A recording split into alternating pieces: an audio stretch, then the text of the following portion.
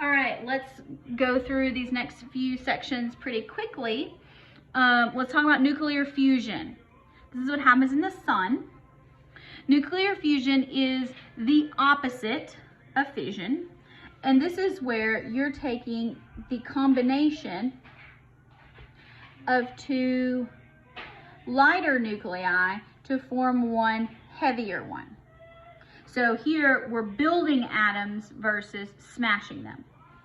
So it's the opposite of fission. This actually produces a lot more energy. This is the energy source for stars, including our sun. It requires a tremendous amount of heat. So it's not currently practical as an energy source. The book goes into several attempts that have been done, and we're not good enough at physics to do this yet. We can also talk about transmutation, and this happens where you're converting one element into another. Think back, and what did people in the Middle Ages try to do? They tried to turn things into gold.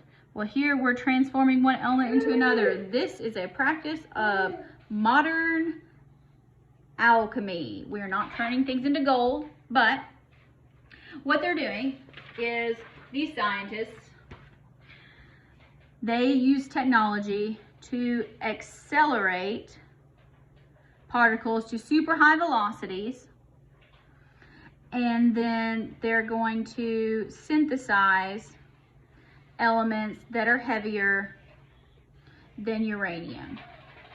And the book goes into a lot more detail about those. Just know what it does. That you can use a linear accelerator, and I think you can also use at Stanford they use a different one. But anything that is beyond uranium. Uranium is the highest naturally occurring element.